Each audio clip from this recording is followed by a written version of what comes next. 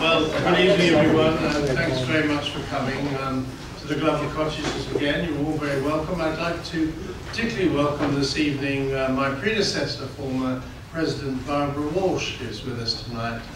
Good to see you here, Barbara. Thanks very much for coming. So, this is the first of really 3 evenings on the American elections.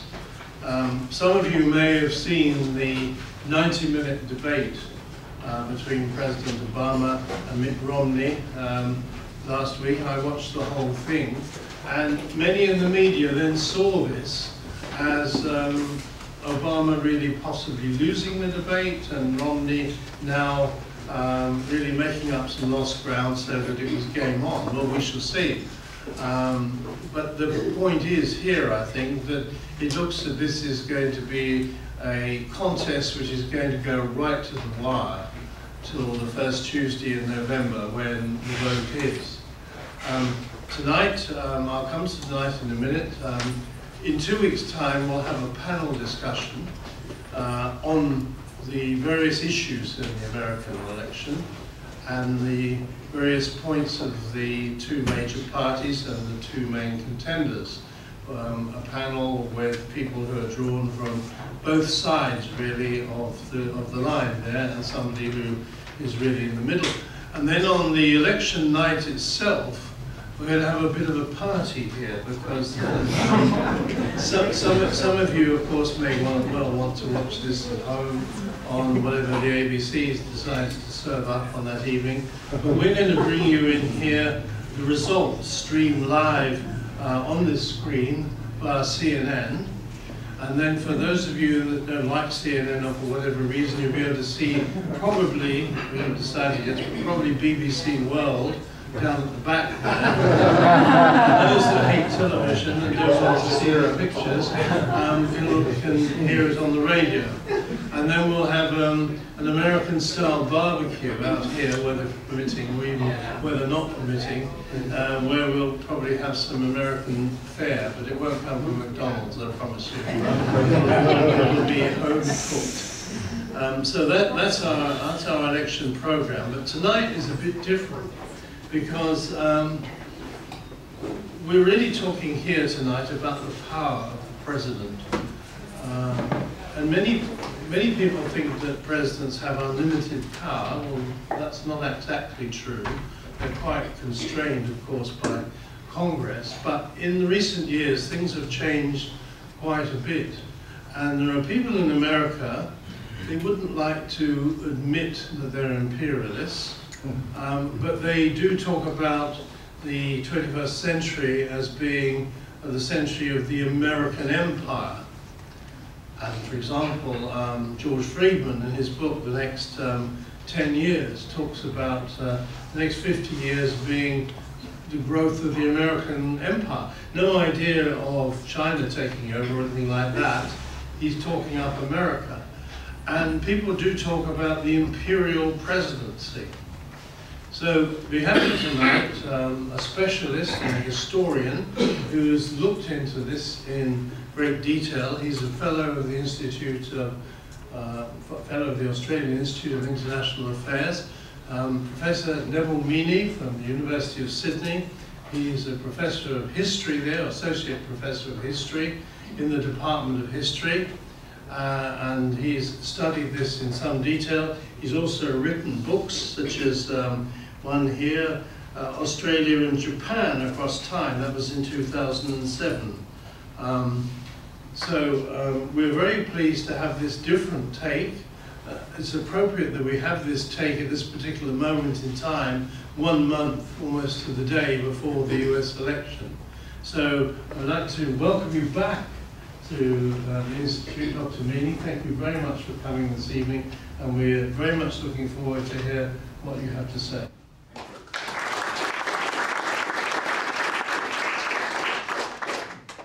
Thank you very much for your introduction. It gives me great pleasure to be here this evening once more to talk to you. I understand you're going to have 3 sessions. 3 sessions on the president first. Yes. Well, I suppose a good idea that history should come before the politics. All right. So tonight, then, what I propose to talk about is the Imperial Presidency and American foreign policy. There is another American presidential election almost upon us, and I use us deliberately, for though only Americans can vote for the presidency, the president, the outcome will affect Australia as it will the whole world. And therefore the nature of the presidency and the role it plays in American politics, especially foreign affairs, should concern us all. It should focus all our minds to remember, and it seems so easy to forget, that wherever the president goes, his black box containing the codes for launching the United States nuclear arsenal goes with him. And so, with the United States' 57th quadrennial presidential election just 4 weeks away, it is timely for us to give some thought to this great office.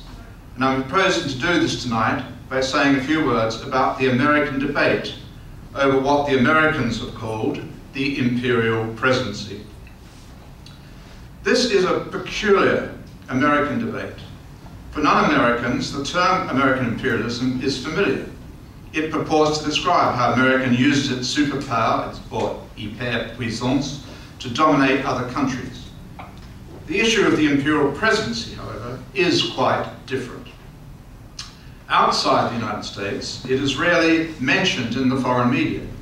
It would appear that in foreign countries, it is for the most part unknown or ignored. And indeed, while preparing this paper, I tried to test this speculative assertion by questioning a number of my colleagues, some of whom were moderately well acquainted with the United States. And to my astonishment, only one had heard the phrase, and none had any idea of its meaning. And I just wondered tonight how many of you have heard of the phrase Imperial Presidency, and if so, what it means. I hope to enlighten you if you're not already aware. To put it briefly, Imperial Presidency is a term used to sum up a critical view of the presidency, which has supposedly taken advantage of the sense of national emergency created by the Cold War and then subsequently the war against terrorism, to arrogate great power unto itself, primarily at the expense of Congress. As a result, it has, so it is alleged, set aside the checks and balances written into the Constitution by the Founding Fathers and led America into disastrous overseas adventures and endangered the country's civil liberties. This critique came to the fore at the end of the 1960s with the United States defeat in the Vietnam War and later the Watergate scandals. In 1969, Senator Fulbright, then the chairman of the Senate Foreign Relations Committee, gave the first authoritative statement of this problem, declaring that the United States, and he said, was already a long way towards becoming an elective dictatorship. The presidency, he said, had already obtained more or less complete control over foreign policy and had gone far towards gaining a similar authority over those vast and expanding areas of our domestic life, which are in one way or another related to or dependent upon the military establishment. A few years later, when Congress was passing resolutions intended to curb this seemingly uncontrolled presidential grab for power, Arthur Schlesinger Jr., a distinguished historian who had written biographies of Presidents Andrew Jackson, Franklin Roosevelt, and John F. Kennedy, published a book entitled The Imperial Presidency, which examined this phenomenon and in the process gave it its name. Though this attack on the presidency's abuse of power arose out of the Cold War, it gained a new lease of life from President George W. Bush's failure in the Iraq War. The basis for Fulbright's and indeed the whole movement's critical view of the Imperial Presidency is that this cumulative accretion of power in the hands of the executive authority is a violation of the 1787 Constitution and thus a threat to the principles of the ideal republic which the revolutionaries had supposedly envisaged and incorporated into their Constitution.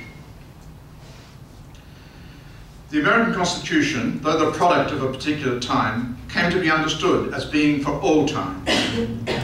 Influenced by classical ideas and more immediately by the War of Independence against the British Empire, the Americans at Philadelphia in the summer of 1787 drew up a written constitution which adapted the British unwritten constitution to their post-revolutionary situation. That is, it had a Congress or Parliament made up of two branches, the House of Representatives and the Senate, which were to serve as the legislature, and a president which was to take the place of the monarch and have responsibilities for conducting the executive affairs of the state. The Congress was given the greater list of powers. Congress and its powers were mentioned first in the Constitution. And some of the later critics of the Imperial Presidency have suggested that it should resume that place as being the first of importance in the American government.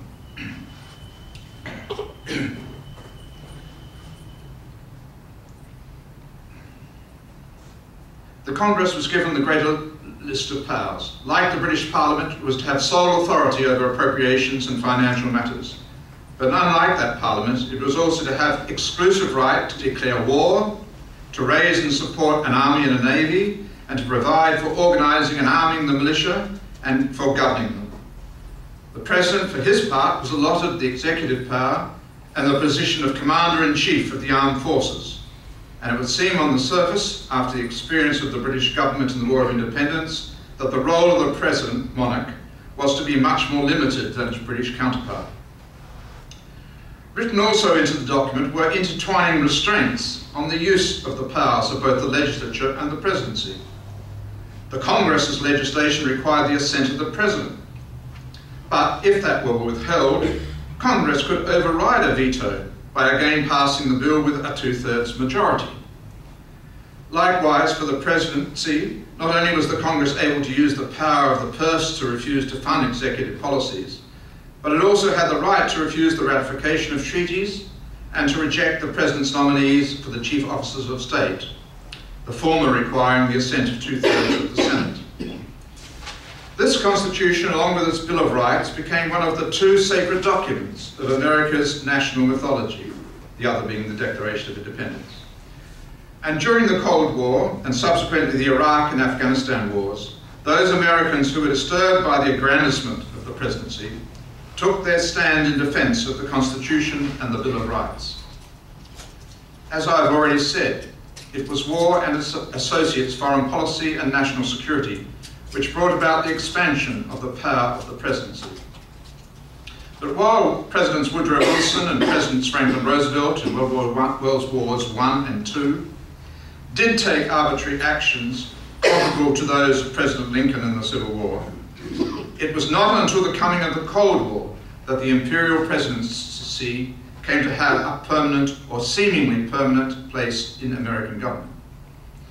The Cold War was unlike any of America's previous wars in that it brought the United States as the leader of the West into direct confrontation on an international scale with the communist bloc.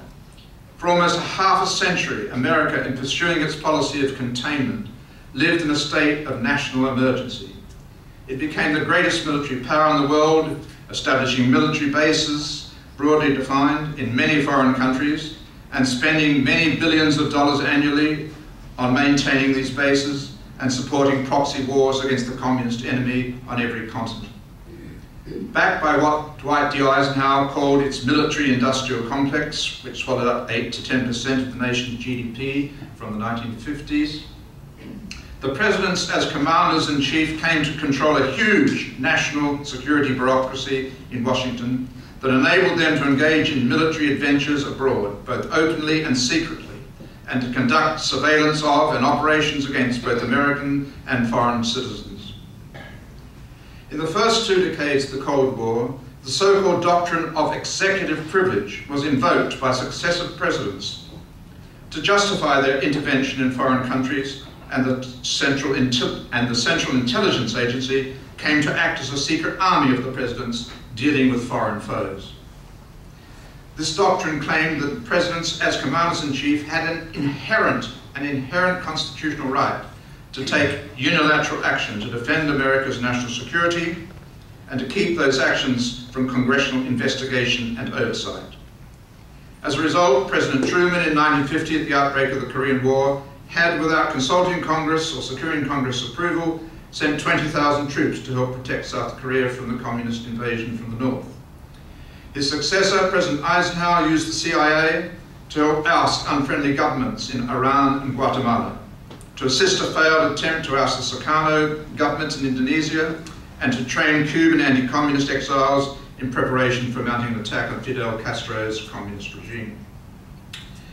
In the 1960s, Presidents Kennedy and Johnson continued this policy. Kennedy, most significantly for the future of the Imperial Presidency, dispatched 16,500 troops and CIA operators as advisors in an attempt to help the South Vietnamese government put down a communist-inspired nationalist insurgency.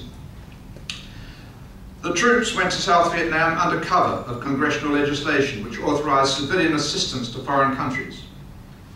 But in fact, they were used to train the South Vietnamese forces, to convey them to front lines, and to help them directly when they fought the enemy. As the position of the Saigon government, however, deteriorated, President Johnson could no longer maintain this fiction. The fiction that the constant increases in troops served only as advisors, and he asked and received from Congress a blanket authorization to take, as I quote, to take all necessary measures to repel any armed attack on the forces of the United States and to prevent further aggression.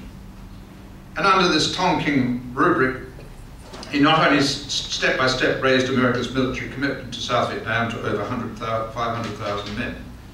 By the end of the decade, however, despite having overwhelming superiority in armed forces, including complete command of all of the air and the sea, the Americans had come to realize that they had to accept defeat. It was humiliating, and President Nixon paid the price. In order to make the retreat appear to have the semblance of victory, he intensified the war and without consulting Congress launched mass bombings on North Vietnam and invaded Laos and Cambodia in an attempt to cut the North Vietnamese supply lines to the south. By this time, the media and Congress were becoming disenchanted with the war and were looking for scapegoats. Nixon gained no credit for withdrawing American forces and signing a peace treaty with the North Vietnamese and Viet Cong, and he contributed to his own downfall. He held an extreme view of the president's executive privilege, inserting that the president had the right to order government officials to disobey the law of the land if he, the president, decided it was in the national interest. When in 1971 Congress cancelled the Tonkin resolution, which had authorized the Indochina War, Nixon carried on regardless until the peace treaty was signed 2 years later. His maxim, as he subsequently expressed it, was, when the president does it, that means it's not illegal.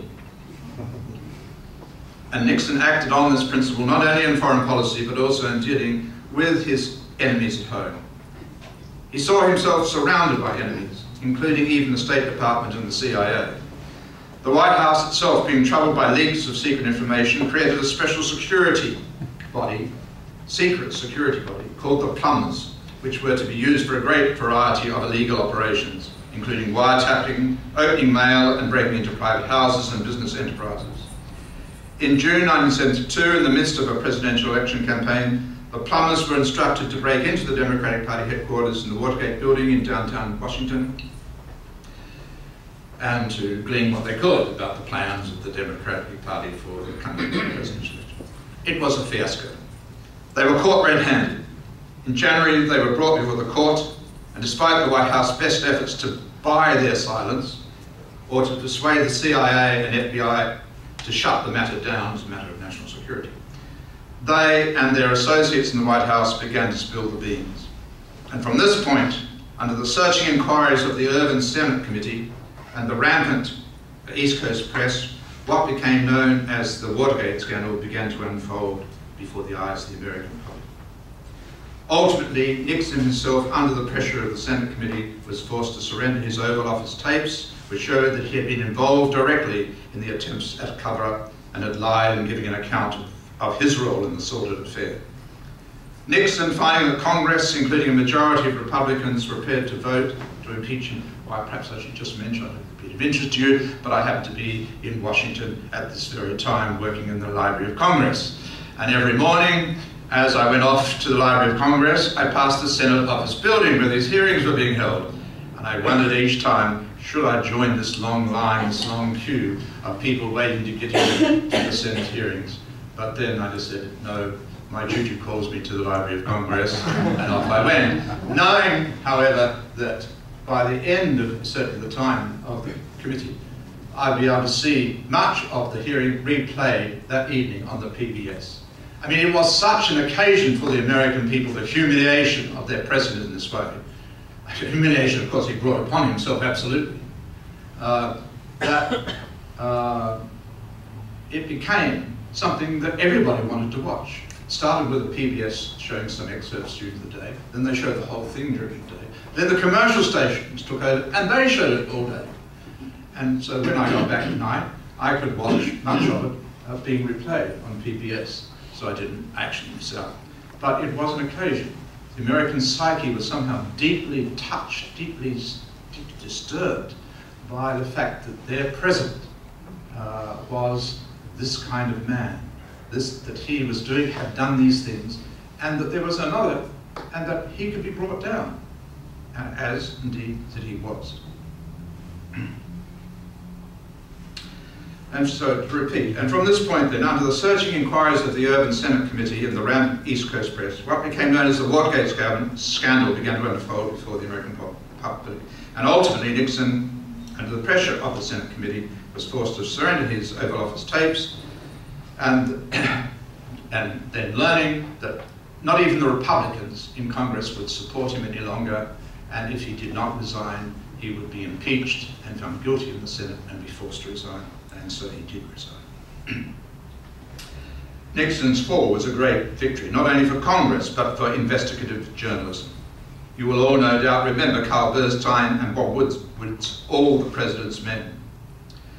After Bernstein and Woodward had become famous through their Watergate revelations, ambitious journalists, following their heroes, began to undertake in-depth investigations into the secrets of the government at every level, in the hope of emulating Bernstein and Woodward. And there were lots of things uncovered, and there were lots of public leaders who were disgraced, some of them actually jailed. The investigative journalists then came to act as a third constitutionally protected, through the freedom of speech provision in the Bill of Rights. They came to act as a third constitutionally protected bulwark against the Imperial Presidency and its lack of accountability and transparency.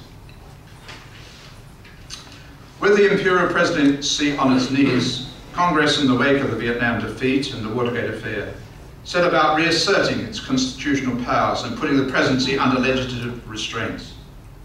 It first turned to clarifying its exclusive right under the Constitution to declare war. And in its 1973 War Powers Resolution, it reaffirmed that the President could only use United States forces for military purpose with the consent of Congress. It, however, as it could hardly not do, took into account that in the modern world, an enemy could strike America or American interests abroad very suddenly, and that this might well require a rapid deployment of armed forces to resist such an attack. And so it allowed that the President, without gaining congressional permission, could commit US forces to military actions for only 60 days. Lacking congressional approval after that date, he was required to withdraw the troops, and 30 more days would be allowed for that purpose. So we got 90 days into a war. What did that really mean? Americans were in a war. Was Congress to say they were not going to be supported?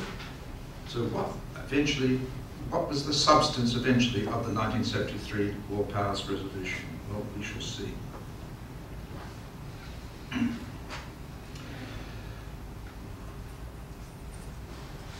Lacking congressional approval, after that date, then he was required to withdraw the troops. President Nixon vetoed the bill, but when it was referred back to the Congress, it was passed again with more than a two-thirds majority, coming from both Republicans and Democrats, and so overrode the President's veto. But what did it mean? Both the House and the Senate appointed committees to investigate the President's secret intelligence agencies and their activities. The Senate committee, chaired by Senator Church, undertook the most far-reaching and thorough inquiry, even forcing the CIA to open their files to scrutiny.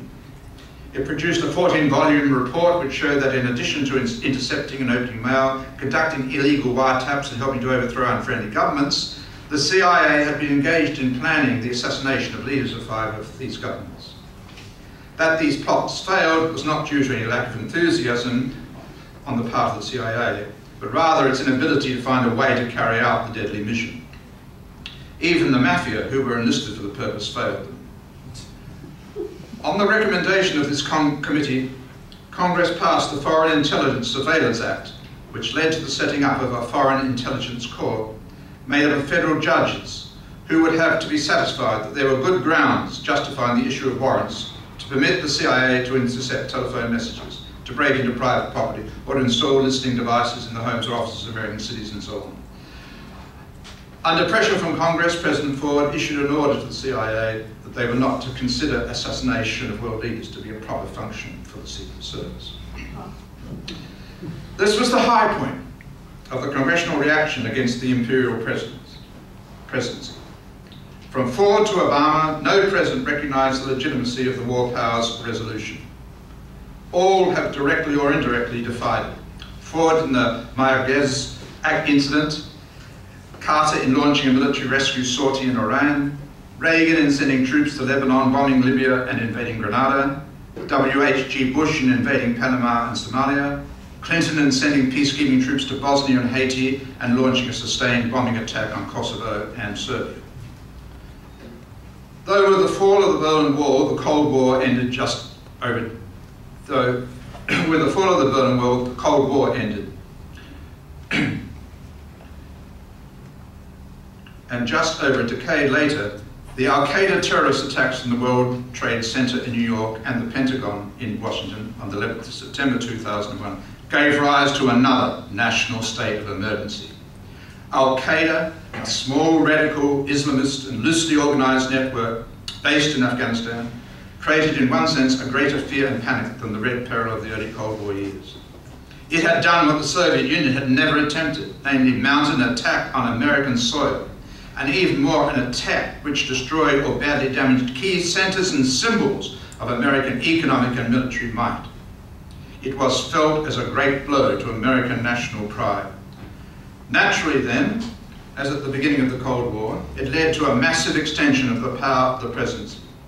Just as Congress had at the beginning of the Cold War passed the National Security Act, which created the CIA and the Joint Chiefs of Staff and brought all defense and intelligence departments under the direct control of the President's National Security Council, so in this new crisis, Congress passed the Patriot and Homeland Acts. The first extended the authority of intelligence agencies to undertake. In fact, I can't give you a real sense of the new powers which the President, through these particular acts, was able to use. Just to mention a few of them, the first extended the authority of intelligence agencies to undertake surveillance of citizens, of the Treasury to oversee and regulate financial transactions, and of immigration officials to use their discretion in detaining and deporting immigrants. And the second gave the new Homeland Department a wide-ranging responsibility for integrating civilian intelligence gathering bodies and preparing citizens to meet further attacks. President Bush and his advisors, as a result of the 9/11 crisis, expanded the reach of the presidency, both at home and abroad. Bush at the outset made it clear that he did not accept Congress's war power resolutions. He was satisfied that he could find all the authority that he needed from his position as Commander-in-Chief to hunt down and destroy Al-Qaeda and those who provided with a refuge. Thus, in the response to Congress's resolution giving the President authority to use all necessary and appropriate force against those nations, organizations or persons responsible for the 9/11 terrorist attacks, he replied merely expressing gratitude that the Congress has united so powerfully by taking this action. There was no expression of thanks for the Congress action in authorizing the President to undertake this war against terrorism, and therefore no acceptance that the Congress had this constitutional right.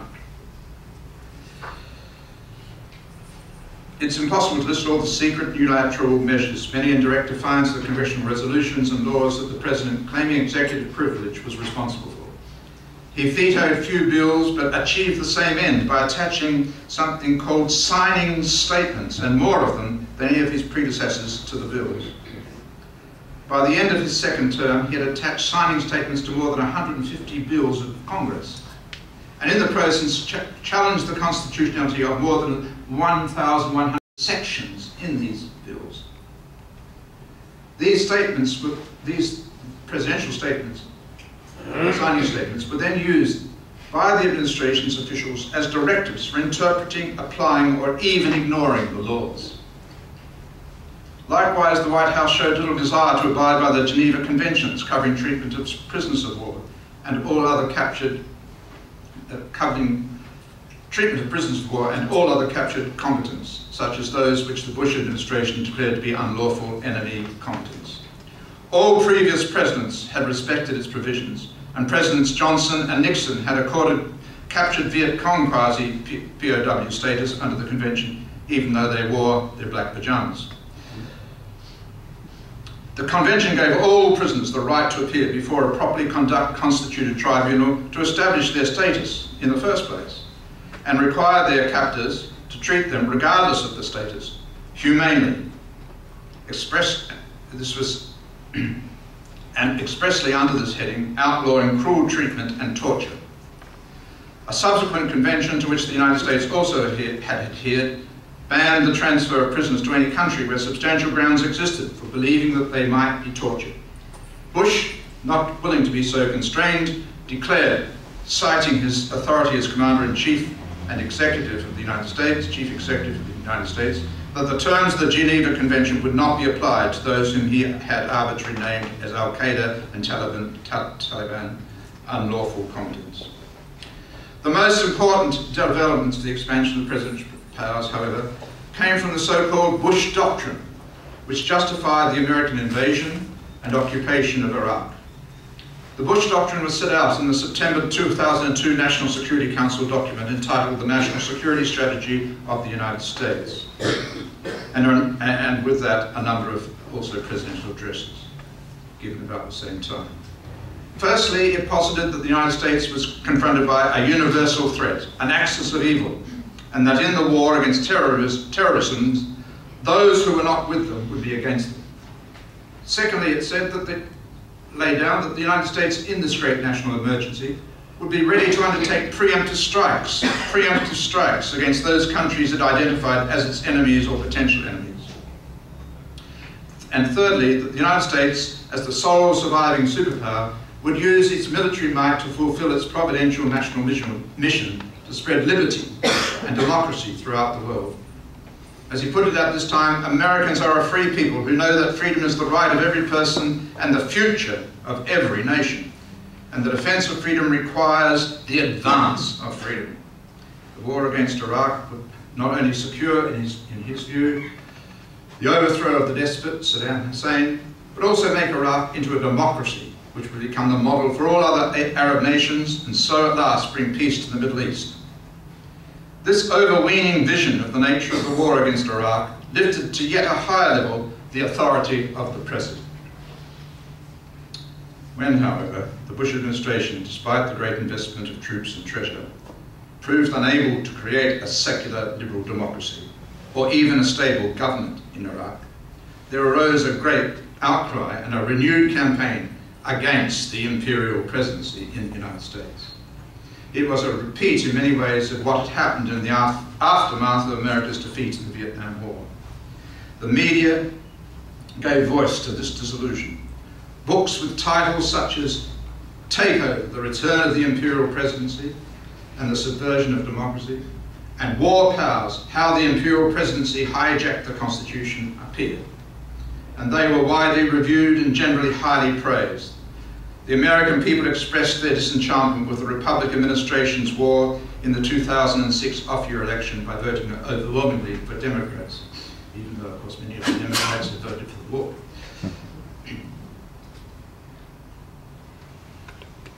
And the new Congress promptly showed its hostility to the growth and the powers of the presidency. Members of the Congress from both sides of the aisle denounced Bush's signing statements. The Democratic leader in the Senate averred that it was not for George W. Bush to disregard the Constitution and to decide that he is above the law. Senator Edward Kennedy said that the Bush administration was undermining the checks and balances that guard against the abuses of power by any single branch of government. Even Republicans joined in. Senator Spector, before handing over the chair of the Judiciary Committee to the Democrats, introduced legislation aimed at giving Congress power to challenge presidents signing statements in the Supreme Court, a measure which the Democrats took over and passed.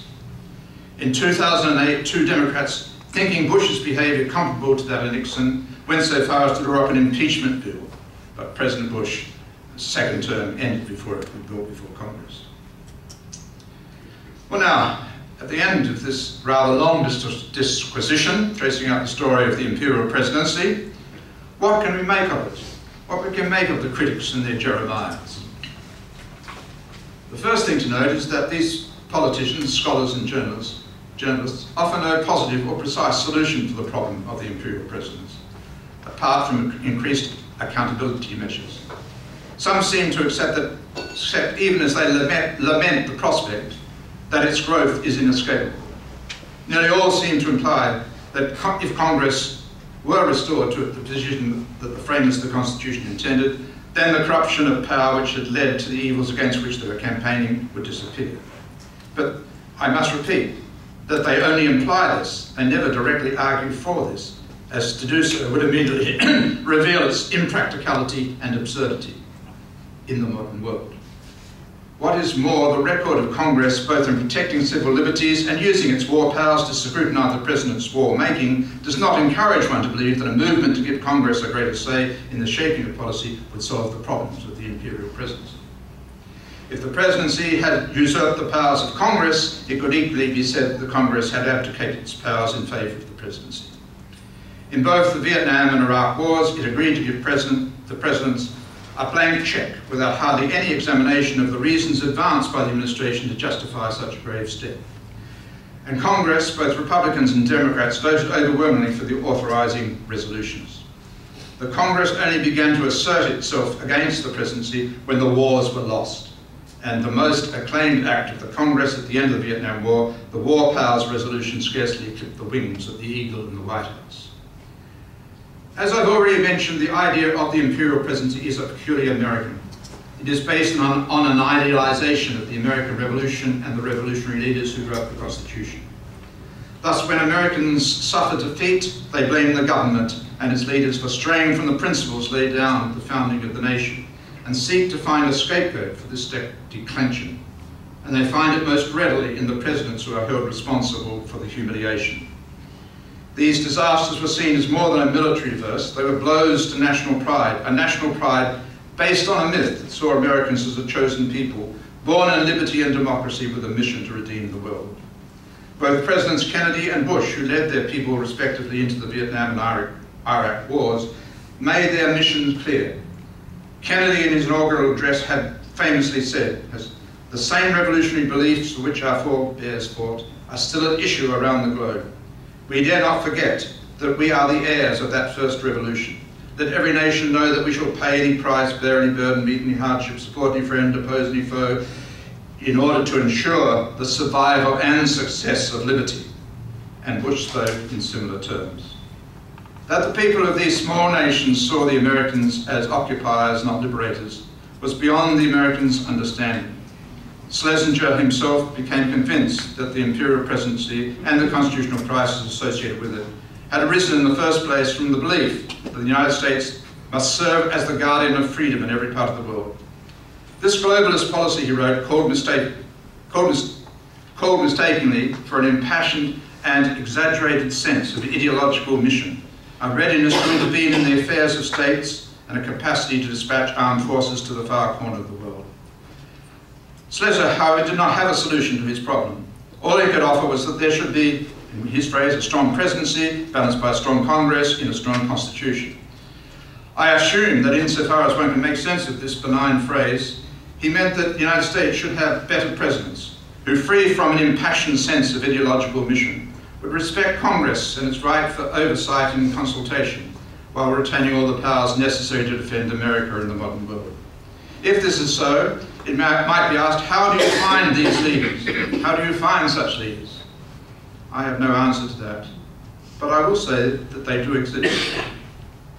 Just 10 years ago, almost exactly when Congress was about to pass its Iraq War Act, there was a lowly, ambitious Illinois senator who dared to risk his political future and defy the White House, his Democratic Party leaders in the Congress, and the great majority of the American people, and to speak against going to war in Iraq.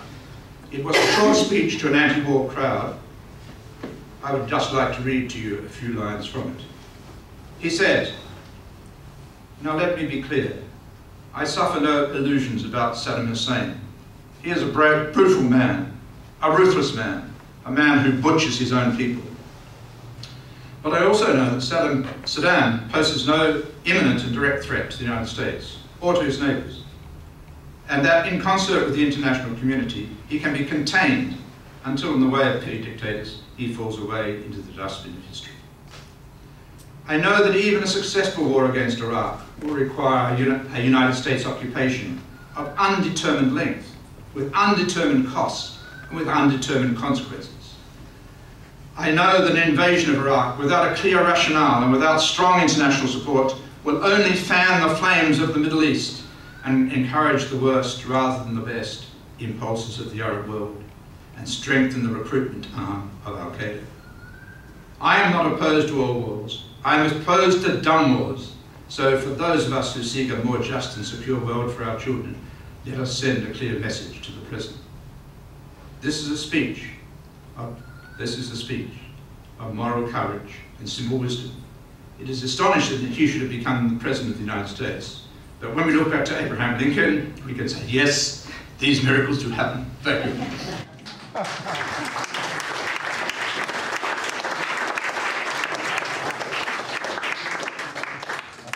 Thank you. Well, I suppose when we may ask, do we have an Imperial Prime Ministership in Australia? Harold Holt took us to war in Vietnam. John Howard took us to war in Iraq, and Julia Gillard keeps us at war in Afghanistan against the advice of many people. So the same debate, I could argue, is obviously valid here. Comparisons are very interesting.